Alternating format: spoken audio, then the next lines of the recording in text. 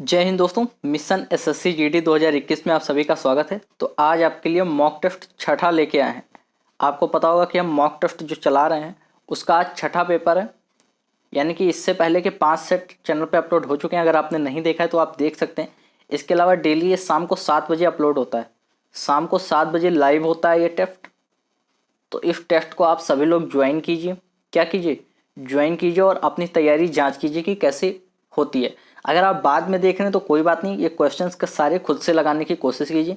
सारे क्वेश्चन खुद से लगाइए। मेनली हम जीके के क्वेश्चन डिस्कस करेंगे इस पूरे सेट में, तो सारे क्वेश्चन खुद से लगाइए और देखिए कि आपको कितने क्वेश्चन बन पा रहे हैं। सारे क्वेश्चंस के लिए आपको 5 सेकंड का समय दिया जाएगा। ध्यान रखेंगे कितने सेकंड का? 5 सेकंड का समय दिया जाएगा। तो आपको उस 5 सेकंड में ही आंसर आपको बता देना है।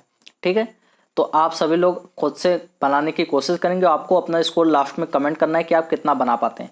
चलिए पहला क्वेश्चन देख लेते हैं कि भारतीय राष्ट्रीय कांग्रेस की स्थापना कब हुई थी? 1885 में, 1865 में, 1890 में, 1895 में। सभी को उत्तर देना है कब हुई थी भारतीय राष्ट्रीय कांग्रेस की स्थापना। तो आप सभी को पता होगा कि भारतीय राष्ट्रीय कांग्रेस की स्थापना 1885 में ए.ओ. ह्यूम ने की थी। किसने की थी? ए.ओ. ह्यूम ने। ये बात भी याद रखेंगे। अगला क्वेश्चन क्या बनना है? निम्नलिखित युगों में से सिंधु सभ्यता किस युग से संबंधित है? सिंधु सभ्यता किस युग से संबंधित है? ऐतिहासिक काल, प्राग ऐतिहासिक काल, उत्तर ऐतिहासिक काल या आद्य ऐतिहासिक काल? सभी को 5 सेकंड में आंसर देना है। सिंधु सभ्यता किस युग से संबंधित है?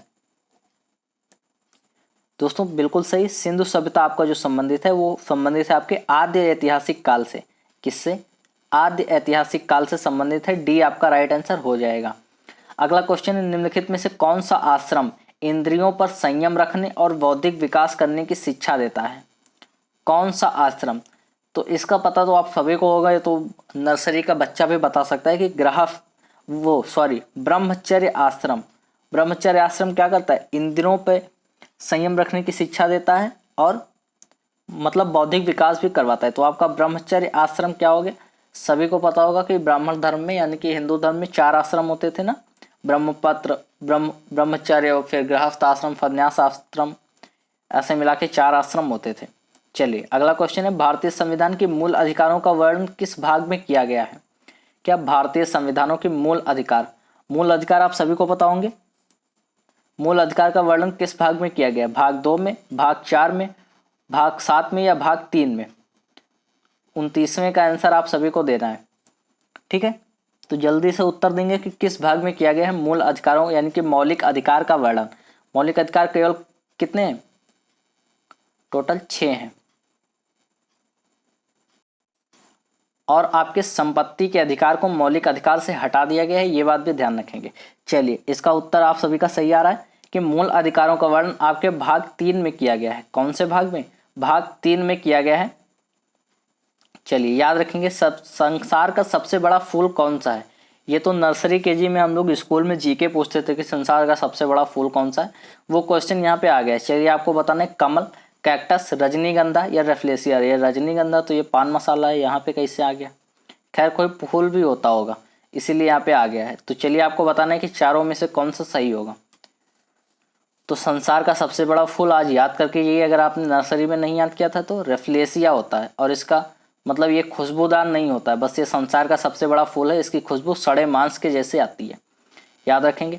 दिल्ली के किस सुल्तान को उसकी उदारता के कारण लाख भक्त पुकारा जाता था? ये क्वेश्चन का आंसर भी आप सभी को पता होगा। बहुत ही सरल क्वेश्चन है। कुतुबुद्दीन ऐबक, इल्तुतमिश, गयासुद्दीन तुगलक या अलाउद्दीन खिलजी। इन चारों में से किसको कहा जाता था लाख बख्श? सभी को इसका उत्तर पता होगा। जल्दी से उसका उत्तर देंगे, बिल्कुल इस बार कोई गलती नहीं करनी है। तो बिल्कुल सही, आपका उत्तर सही आ रहा है। किसको कहते थे? कुतुबुद्दीन ऐबक को। कुतुबुद्दीन ऐबक ने ही कुतुब मीनार का निर्माण कराया था और इसे ही लाख बख्श कहा जाता था। अगर आपको कोई क्वेश्चन का डिटेल आंसर चाहिए तो आप कमेंट कर दीजिएगा, मैं अगले सेट में आपको बता दूंगा। ठीक है, अगला क्वेश्चन है, भारत में राष्ट्रीय आय का संकलन कौन करता है?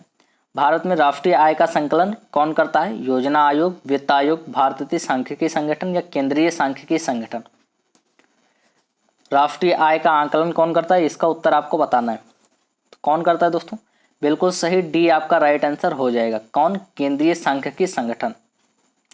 दोस्तों एक क्वेश्चन ये पूछा जाता है कि भारत में सर्वप्रथम राष्ट्रीय आय एवं प्रति व्यक्ति आय का गणना किसने किया था? तो ये किया था आपके दादा भाई नौरोजी ने। किसने? दादा भाई नौरोजी ने किया था, ये बात भी ध्यान रखेंगे। वह धातु कौन सी है जो विटामिन B12 की एक घटक है? वह धातु कौन सी है जो विटामिन B12 की एक घटक है? आयरन, मैग्नीशियम, जिंक या कोबाल्ट? तो 33वें का आपका राइट आंसर क्या हो जाएगा दोस्तों? बिल्कुल सही, बिल्कुल सही आपका आंसर आ रहा है कोबाल्ट। डी आपका राइट आंसर हो जाएगा। कौन? डी। ठीक है, याद रखेंगे। अगला क्वेश्चन है, विश्व में कॉफी का सबसे बड़ा उत्पादक देश कौन सा है? विश्व में कॉफी का सबसे बड़ा उत्पादक देश कौन सा है? आइवरी कोस्ट, ब्राजील, मैक्सिको या भारत? 34वें का आंसर क्या हो जाएगा? कॉफी का सबसे बड़ा उत्पादक, सभी को पता होगा दोस्तों, कॉफी का सबसे बड़ा उत्पादक कौन सा देश है? तो ये है आपका ब्राजील। नहीं पता तो आज याद कर लीजिए ये क्वेश्चन, ब्राजील, क्योंकि इसके सारे क्वेश्चंस इंपॉर्टेंट हैं।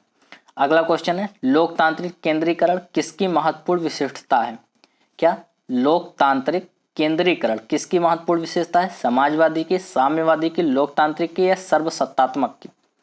35 का जल्दी से आंसर दीजिए, बहुत जल्दी बहुत जल्दी। ये क्वेश्चन थोड़ा सा कठिन है पर कोई बात नहीं, इसका उत्तर तो मैं बताऊंगा ही। ये उत्तर हो जाएगा आपका साम्यवादी राज। कौन सा? साम्यवादी राज लोकतांत्रिक केंद्रीकरण की विशेषता है। अगला क्वेश्चन है 36, ग्लूकोज किसका एक प्रकार है? इसका उत्तर मैं पिछले कई सारे सेट में ऐसे वैसे तरीकों से बता चुका हूँ, बीच में बता देता हूँ अलग अलग क्वेश्चन। तो उसमें मैंने बताया हो कि ग्लूकोज किसका प्रकार है। तो ग्लूकोज आपका किसका प्रकार है? चलिए आपको आज को बताना है कि पेंटोज का, टेट्रोज का, हेक्सोज का या डाइओज का। क्योंकि आप सभी को पता होगा कि शर्करा तो होता ही है ग्लूकोज, तो शर्करा सभी में है। कंफ्यूज मत होना कि ग्लूकोज तो शर्करा का भाग है, इसमें क्या दे दिया। ग्लूकोज शर्करा तो होता है पर शर्करा में कौन से का भाग होता है? तो बिल्कुल सही आपका सी राइट आंसर हो जाएगा, हेक्सोज शर्करा का। ठीक है दोस्तों, हेक्सोज शर्करा का। एक क्वेश्चन ये पूछा जाता है कि सबसे मीठी शर्करा कौन सी है? तो सबसे मीठी शर्करा है आपकी फ्रक्टोज। ठीक है, याद रखेंगे, सबसे मीठी शर्करा है फ्रक्टोज। ये सही से लिख नहीं जा रहा है पर कोई बात नहीं। अगला क्वेश्चन है, कोशिका किसके कारण स्फीति हो जाती है? कोशिका स्फीति किसके कारण होती है? जीव द्रव्य संकुचन, बहिपरासरण, अंतःपरासरण या विसरण? किसके कारण कोशिका स्फीति होती है? चलिए उत्तर देंगे आप सभी लोग, किसके कारण होती है? तो दोस्तों ये होती है आपके अंतःपरासरण के कारण। किसके कारण? अंतःपरासरण के कारण। ऑप्शन सी आपका राइट आंसर हो जाएगा। रोज शाम को 7 बजे एक क्विज लाइव आता है। ठीक है दोस्तों, तो आपको ये मॉक टेस्ट रोज डेली का अगर आप अभी देख रहे हैं तो रूटीन बना लीजिए कि आप डेली का देख लीजिए कि, और अगर आप बाद में देख रहे हैं तो कोई बात नहीं, चैनल पे प्लेलिस्ट बनी हुई है, प्लेलिस्ट चेक कीजिए आके चैनल पे। चलिए, 3 बीघा कॉरिडोर जोड़ता है किसको? भारत को और पाकिस्तान को, भारत और चीन को, बांग्लादेश और पाकिस्तान को या बांग्लादेश और भारत को? 3 बीघा कॉरिडोर किसको जोड़ता है? इसका उत्तर आप सभी को देना। 3 बीघा कॉरिडोर सभी को पता होगा, 3 बीघा कॉरिडोर, बिल्कुल कंफ्यूज होना है। 3 बीघा कॉरिडोर किसके पास में है? तो बिल्कुल डी आपका राइट आंसर हो जाएगा, बांग्लादेश और भारत के पास में। ठीक है, बांग्लादेश और भारत को अलग कर जोड़ता है। चलिए अगला क्वेश्चन है कि किस क्षेत्र में उत्कृष्ट कार्य को पुलित्जर पुरस्कार के लिए मान्यता दी जाती है? पुलित्जर पुरस्कार, अभी हाल ही में पुलित्जर पुरस्कार सबको दिया गया है, तो ये बात भी आप याद रखेंगे। इससे जुड़ा करंट अफेयर भी आपको याद करके जाना है। ठीक है, पुलित्जर पुरस्कार किसके लिए दिया जाता है? तो इसका उत्तर आप सभी को पता होगा। चलिए आप ऑप्शन पढ़ लीजिए, मैं बताया दे रहा हूँ कि 39 का जो उत्तर हो जाएगा, पुलित्जर पुरस्कार ये दिया जाता है आपका पत्रकारिता के क्षेत्र में। तो साहित्य एवं पत्रकारिता के क्षेत्र में ये पुरस्कार दिया जाता है। ठीक है, याद रखेंगे। अगला क्वेश्चन है, चित्तौड़ में विजय स्तंभ का निर्माण किया था महाराणा प्रताप ने, राणा कुंभा ने, राणा रतन सिंह ने या राणा संग्राम सिंह ने? तो विजय स्तंभ का निर्माण किसने कराया था? इसका उत्तर आप सभी को देना है। चलिए जवाब देंगे किसने कराया था। तो बिल्कुल सही, सी आपका राइट आंसर हो जाएगा, राणा कुंभा ने। राणा कुंभा ने आपका कराया था किसका निर्माण? विजय स्तंभ का। चलिए अगला क्वेश्चन, निम्नलिखित में से कौन सा हार्डवेयर नहीं है? प्रोसेसर चिप, प्रिंटर, माउस या जावा? हार्डवेयर कौन सा नहीं है इन चारों में से, ये आपको बताना है। ठीक है, तो ध्यान रखेंगे कौन सा इसमें से हार्डवेयर नहीं है। चलिए जल्दी से जवाब दीजिए। बिल्कुल सही, क्या आपका हार्डवेयर नहीं है? तो इसमें से जावा आपका हार्डवेयर नहीं है, ये तो एक प्रोग्रामिंग लैंग्वेज है। जावा क्या है? आपका प्रोग्रामिंग लैंग्वेज यानी कि सॉफ्टवेयर है, याद रखेंगे। अगला क्वेश्चन है, अप्रैल 2018 में निम्न में से किस देश का नाम परिवर्तित कर इस्वातिनी किया गया? किस देश का नाम परिवर्तित कर इस्वातिनी किया गया? किस देश का नाम? न्यूजीलैंड, स्विट्जरलैंड, सूडान या पोलैंड? 42 का आंसर क्या हो जाएगा? तो ये उस वक्त का करंट अफेयर है, 2018 में ये मॉक टेस्ट बनाया गया था, तो ये उस वक्त का करंट अफेयर है। इसका राइट आंसर हो जाएगा स्विट्जरलैंड। किसका नाम? स्विट्जरलैंड। याद रखेंगे। अगला क्वेश्चन, भारत की सबसे लंबी सुरंग जवाहर टनल किस राज्य में स्थित है? भारत की सबसे लंबी सुरंग जवाहर टनल किस राज्य में स्थित है? इसका उत्तर तो आपको रटा हुआ होना चाहिए। जम्मू कश्मीर, महाराष्ट्र, हिमाचल प्रदेश या कर्नाटका? किस राज्य में स्थित हो जाएगा आपका जवाहर सुरंग? सभी को पता होगा।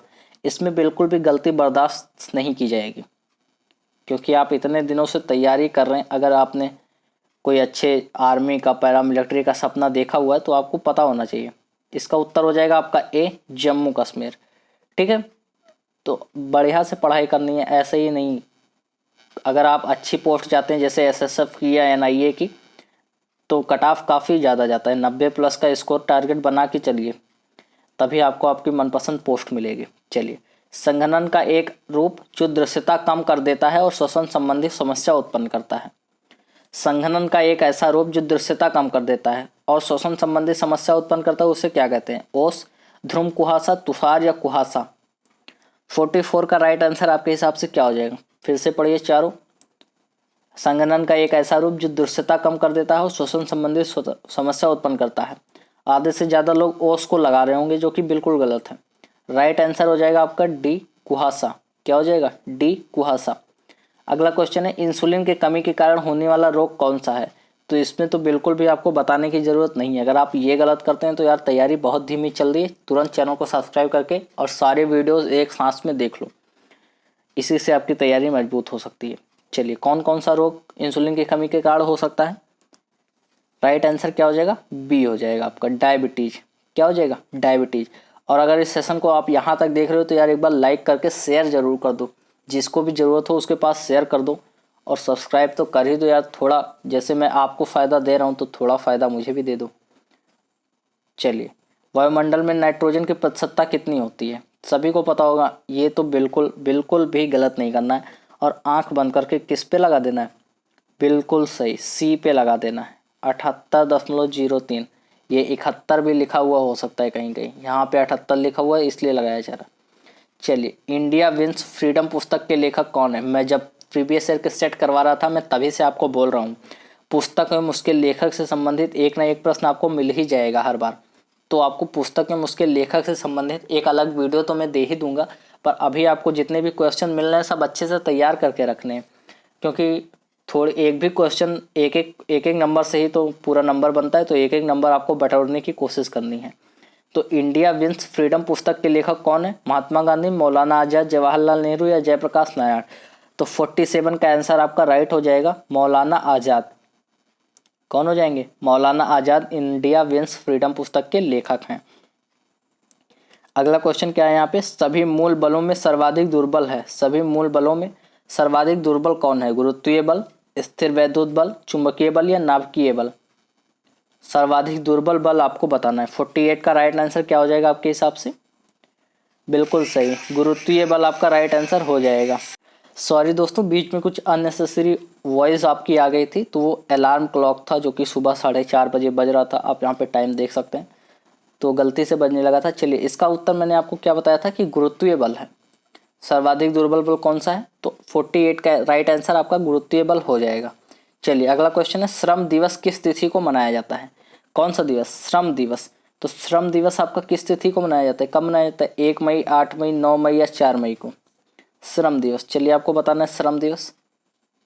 श्रम दिवस आपका मनाया जाता है 1 मई को। कब मनाया जाता है? 1 मई को। चलिए, अगला और लास्ट क्वेश्चन आज के सेट का क्या है? अमीर खुसरो को अन्य किस नाम से जाना जाता था? अमीर खुसरो को अन्य किस नाम से जाना जाता था? तूती ए हिंद, मलिक जानी, मलिक अंबर या उपरोक्त में से कोई नहीं? तो दरअसल यहाँ पे कुछ मिस्टेक्स है, इसलिए मैं बता देता हूँ। ए आपका राइट आंसर तो होगा, पर उसको कहा जाता था तोता ए हिंद। क्या कहा जाता था? तोता ए हिंद। ठीक है, ये बात ध्यान रखेंगे। चलिए आज के सेट यहीं पे समाप्त होते हैं। आपने कितना स्कोर किया है 25 में से? आपको ये सेट सरल लगा या कठिन, एक बार ये ज़रूर कमेंट करके बता दीजिएगा। और अगर चैनल पर नए हैं तो सब्सक्राइब कर लो यार, क्योंकि मैं अच्छे वीडियोस ऐसे ही मॉक टेस्ट और बहुत सारे प्रैक्टिस टेस्ट आपको दूंगा। तो चलिए मिलते हैं अगले वीडियो में, तब तक के लिए जय हिंद जय भारत।